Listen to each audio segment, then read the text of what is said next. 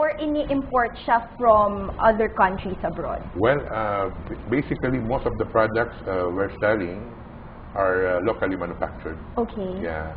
Kung meron mang product galing sa ibang bansa, I would say very few.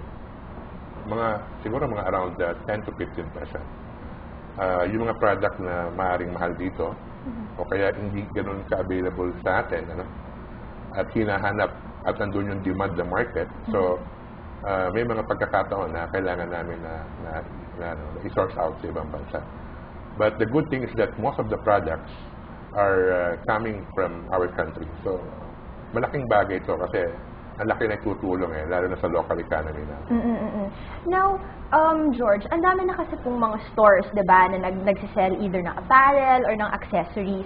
Anong pagkakaiba ng Sundance sa mga ibang boutique na may similar, let's say, fashion also? Ano po yung pagkakaiba ng Sundance? Well, alam mo, Maribeth, it's a good question, kasi sa amin, pag binili mo yung product, you buy the product for purposes of using it. Binili mo yung product kasi gagamitin mo. But on top of that, pwede mo pa siyang pagkakitaan. Kasi merong business opportunity attached to our business plan or business concept. Unlike kapag sa labas ka kumuha, binili mo halimbawa sa isang mall, sa isang department store, bibili mo lang siya for purposes of using it. Right. Unlike dito sa amin, very different ang concept niya. Kung halimbawa, na-appreciate mo ang product, maraming mga tao din naka-appreciate ng product na ginagamit mo. So the tendency is that, bakit hindi mo siya gawing business? Para na sa ganun, pwede mo pa siyang pagkakitaan. Diba? Okay. Now, as a member, pag member ka, normally we gave as much as 22% hanggang 40% discount. Oh, okay. Yeah, as a privilege at benefit para sa mga members natin. And then as a member, you become already what you call a direct seller. Yes, correct. And then the 22 to 40% discount, that's when they buy, let's say, new products. It's already at a discount, but when they sell it to other people, it's in the retail price, the original price. And is that how they earn? Okay. Well, ganito, Maribeth. Sa catalog, meron siyang price na nakalagay dito. Okay. Now, ang price is based on gross price. Okay. Because that is your price intended for your customer.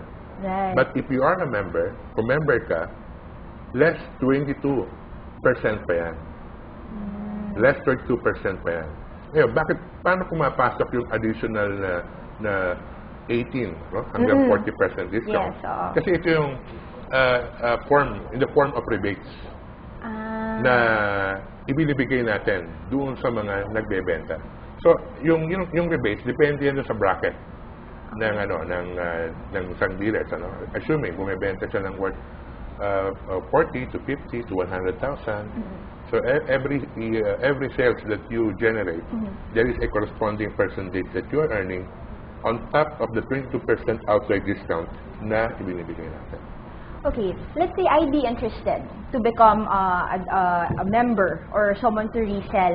Ano talaga yung mga products na pwede kong ibenta at sino-sino yung pwede kong ibenta? Kasi usually, diba, if other catalogs, meron yan for women only, and usually it's formal or casual, and for men, it's just like, let's say, top or bottom and shoes.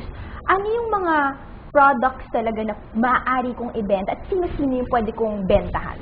Okay. Well, alam mo, our product is being catered sa buong pamilya. Okay. Kahit si Lola po yan, pwede yan. Yes, totoo yan. Okay. Totoo yan, Maribeth.